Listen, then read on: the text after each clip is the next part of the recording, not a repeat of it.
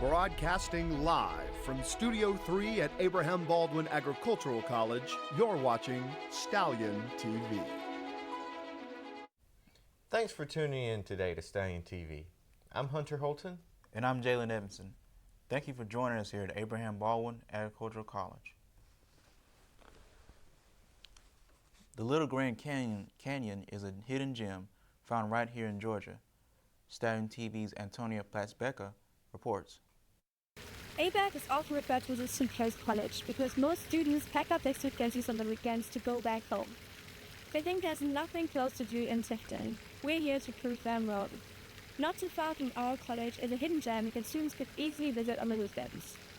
Providence Canyon State Park is not even a 2-hour drive from ABAC and offers a unique hike. Other ABAC students agree. This is a great place to go when you and your friends have nothing to do. It's only 2 hours away, and we had really good scenery, and it was very cheap, only $5 for parking. And there are a lot of places to take pictures at. There are various hiking routes that hikers can choose from, slightly longer and more strenuous, or very short and not very steep.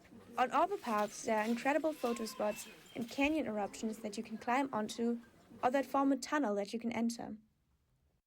Providence Canyon was a great place to go. It has such beautiful views and the hike was amazing. We did get confused with the map for just a minute, but we figured it out and found some great places to take pictures. But if you do come here, be prepared for a hike back out. It's definitely a hill. We had a wonderful time and can only recommend it. There are beautiful places close to ABAC after all. No need to pack a suitcase every weekend, maybe just a light backpack for hiking. For the Stallion TV, I'm Antonia Platzbecker. I think I might get a group of friends together and go hiking myself. You can't beat $5. At Edwards Hall, a collection of art from ABAC students were on display in this year's art show. Organized by Dr. Chris Beals, this art show is a platform for students of many different majors to display their art. Currently, 16 plus students have their artwork displayed, each crafted by the artist's passion.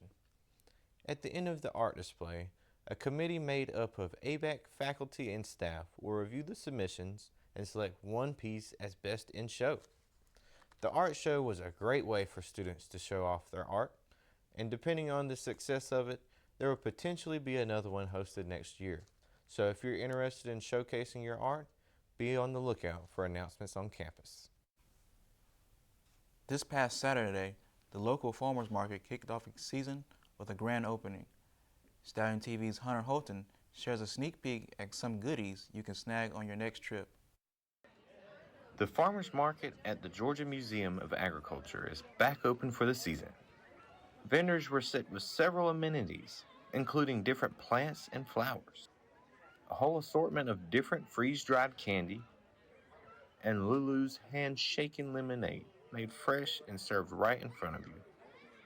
The market manager tells us how she believes the event benefits the community. Being part of something that allows all of our vendors, they're all local businesses that are selling something to help provide for their families, and being able to share their story is a really special thing. One local children's book author tells us what the market means to him and his family. Oh, it means a lot. I come out here with my son. He's actually an artist. He paints, and so we have a booth together. So it's like a good father-son outing. Make sure you make plans to come out to the farmers market. They'll be held every Saturday from 9 until noon. For Stallion TV, I'm Hunter Holson. The farmers market is now under the School of Arts and Sciences, so you will see some of your fellow classmates helping out with these events. The weather is sure enough bringing the heat this week. With more on this week's weather is Stallion TV's weatherman Abisai Vasquez. Thank you, Hunter. This week, the sun will be taking time off as poofy white clouds will be taking over the sky. Although, be ready for increased warmer temperatures. Starting with today, the peak will reach 85 degrees and the lowest will fall towards 63. On Thursday, the heat will increase just a bit to 86 degrees and will simmer down to 66. On Friday, the heat will flare up to 88 degrees and it will cool down to 66 yet again. For the weekend, the highest temperatures will hover around the high 80s and the coolest will be 59 with a flash of rain on Sunday. I suggest an umbrella for that wet Sunday afternoon. Back to you, Hunter. Thank you, Absai. I will sure be wearing my favorite shorts and a t-shirt with this nice, warm weather. There's a mock court trial going on last night in Conger that determined if a Monkeys trainer was guilty or not. Stallion TV's Mateo Serrano gives us the details on this trial. Yesterday in Conger 319, there was a mock trial going on, and with me I have Dr. Devaney to give us an inside scoop of what the trial is about. My name is Dr. Joseph Devaney, that's spelled D-E-V-A-N-E-Y,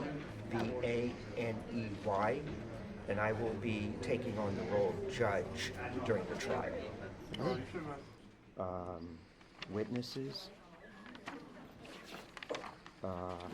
the cause of action, various depositions, case law, so they know what the law is that they have to apply in this case. The emails that were sent from one person to another. So they're not actually given the case. They are given the text messages. They're given all the material. Brittany is talking about how her client, Danny Kozak, is being sued by Midlands TV Studio for neglecting the death of Chris. Can you introduce yourself? I'm Dr. Hawkins. I'm the chair of anthropology at Midland State University, and I hold a PhD in animal sciences with a concentration in primatology. And what is primatology? It's the study of primates. Okay, so what factors should be considered when choosing a chimpanzee for this performance? Their age, their gender, any previous signs of aggression, as well as their... During your research of Elias, the chimpanzee in question, did you find any previous incidents of aggressive behavior? Yes, during a previous airing of the safari trip, Elias went into a reaction, a startle reaction, and basically screamed at the audience for 15 minutes while Kozak was not present for that one. He was just fussing about it, but he sort of mumbled something like, maybe it's too soon. But then he also followed it up with, well, Elias is different. I'll give him something to get him through this. And then he just a little bit afterward, very evil chuckle, if you ask me. So you heard Danny Kozak say, maybe it's too soon. Is that correct? I told you he said maybe it's too soon. As the witnesses were all called up, the jury now has to make the final decision on who was guilty and not guilty. And the results are shocking. Of the plaintiff against the defendant, what is your verdict? The jury's verdict is guilty. On the claim of counterclaim of the defendants versus the plaintiff, what is your verdict? The jury's verdict is guilty. And that's it. It's a tie. And with this case being closed, this has been Mateo Serrano from Stallions TV reporting out. In the end, the judge announced both sides were guilty for a court case that was unexpected and ultimately surprising for the audience. The Hamilton's house in Araby, Georgia was built in 1880 from the resources on the land. Since then, it has been in the Hamilton family. Paul Diagnos recently purchased the Hamilton house and the land. It will now be a venue for weddings, retreats, events, and more.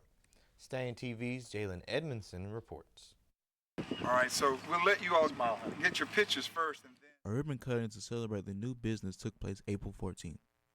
Many people came out to support. Jewelry and vendors along with guitar players played during the event. Mr. Paul Diagnos spoke during the event on his ideas about the property and his appreciation for the support the community gave.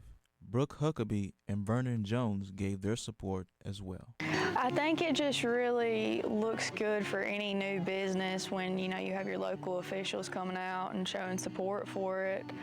If we show support, then hopefully the community will follow.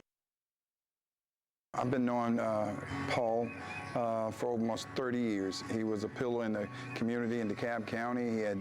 He created jobs, he owned businesses, he provided a service, and so he was a vital part of the economic development community, and to be a part of what he's doing here in Crisp County. Crisp County is probably one of the best counties there is in America, not to mention Araby, one of the best communities you can live in. Mr. Paul Diagnos looks to preserve the Hamilton home and use it as a venue in support of the city of Araby. For Stallion TV, I'm Jalen Edmondson. Paul Diagnos has support from the people and has already started to market the property.